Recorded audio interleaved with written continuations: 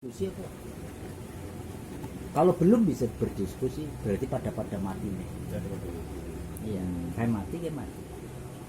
Tapi angger aku ketemu orang kok bisa omong-omong, itulah sang hidup. Aku tembak cerita wingi kan, kancaku gitu, kancaku Cina gitu, yang tuku udut. Nah, aku terus ngomong, Pak Jar, maaf banget, kenapa ya? Maaf loh ya Pak Jar, kau rendah kenapa ya? Aku kenapa mimpi Pak Jar gitu, mimpi Pak Jar, terus supaya aku jualkan HP gitu. Nah, neng aku bisa ndak omong-omongan, artinya aku itu berkomunikasi lah dengan kamu itu enggak. Iya, mau sampai ngomong loh buat apa pacar, berarti kan komunikasi kan. Nah, berarti pada urip sang ruh itu hidup, sama-sama hidup. Akhirnya ngomong. Nah, tapi kan kebanyakan mimpi itu kadang-kadang hanya sebatas sana. Padahal loh tangga adoh istilah lah. Tingkat kenapa kok dia bisa mimpi saya? Dan ada beberapa orang Nasrani yang terus ini Cina, terus yang satunya itu temanku, semua ketemu aku kenapa bisa omong-omongan itu gitu ya. Pengaruh alam ruh itu akan mempengaruhi. Di pertanyaan tadi Pak Mantung tentang ketemu orang tua ya Pak, gitu ya? Ketemu orang tua yang udah meninggal lah Pak, Iya gimana itu? lah, iya Aku pernah mimpi ketemu bapakku ya almarhum, cuma bapakku menang baik, iya itu priwe. lah, iya berarti apa, sama-sama masih mati, hanya diwujudkan aja di dalam mimpi itu. Tetapi nanti apabila sampai omong-omongan, nah pasti ada mengandung Itu maksud. jadi masalah kadang-kadang tanda tanya nih, kenapa kok tempat yang sama dalam hati rumah biyen setiap mimpi ketemu di rumah biyen Tapi ngobrol nggak Pak dengan almarhum bapaknya itu? Enggak, kayaknya buru-buru ngobrol baru sempat ketemu ngelihat kayak gitu di rumah yang dulu ya. ya lanang wadon tapi rumah yang lama setiap mimpi ketemu di rumah yang lama. Dan itu kira-kira mungkin ada pesan apa gitu ya mungkin ya? Kira-kira apakah hikmah atau pesan yang bisa diambil dari situ, atau mungkin Nah, ada sesuatu apa yang ingin disampaikan oleh orang-orang tua kita atau iya, gimana? makanya kalau di dalam ilmu Jawa itu kan mimpi itu kan terbagi menjadi tiga bagian.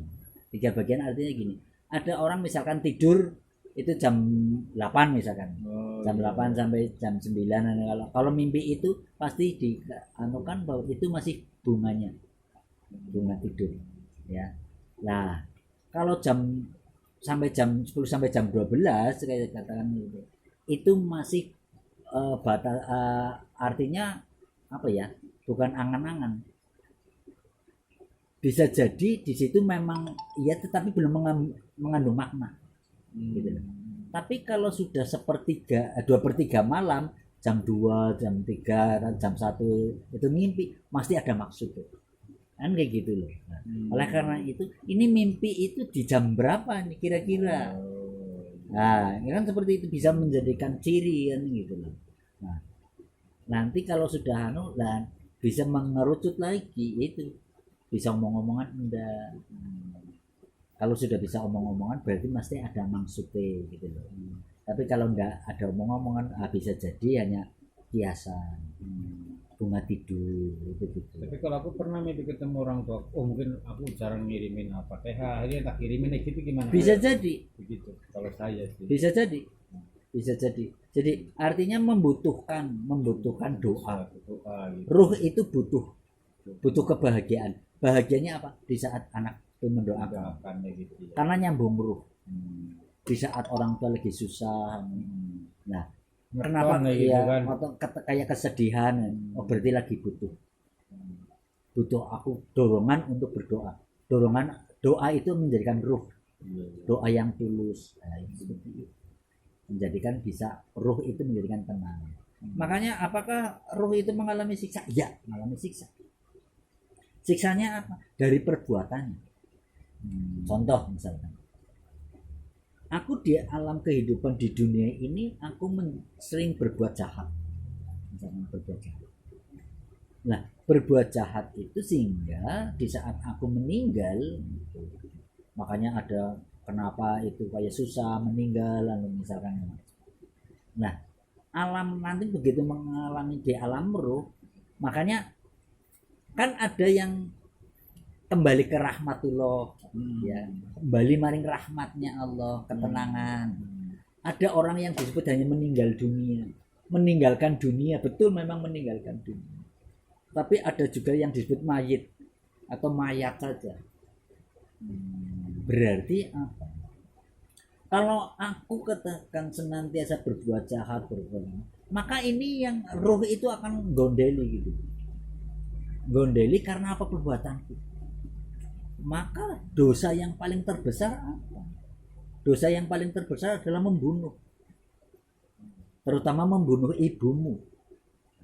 Artinya apa? Selamanya itu kamu akan selalu terpikirkan bagaimana melakukan sebuah kesalahan. Itu yang bahaya. Ya. Nah, roh ini akan bagaimana tenang? Angger orang melalui masa bisa saja lama sekali mengalami siksa. Tetapi ada orang yang makanya apa? Karena ada hukum reinkarnasi. Di saat contoh aku meninggal, ruh itu istilahnya misalkan contoh aku membawa kebaikan, maka muncul ke siapapun itu menjadikan baik, nitis kebaikannya ke anaknya mungkin, ke anaknya bisa juga, cucunya itu bisa juga, atau mungkin orang lain bisa juga. Ya, makanya kenapa ada orang ini kok mirip dengan ini, misalkan jauh sekali negara yang lain kok bisa mirip, bisa jadi kemiripan itu timbulnya ruh itu. Jadi hati-hati menjaga jiwa kita ini agar apa, yaitu kalau aku, makanya ada dharma ada karma.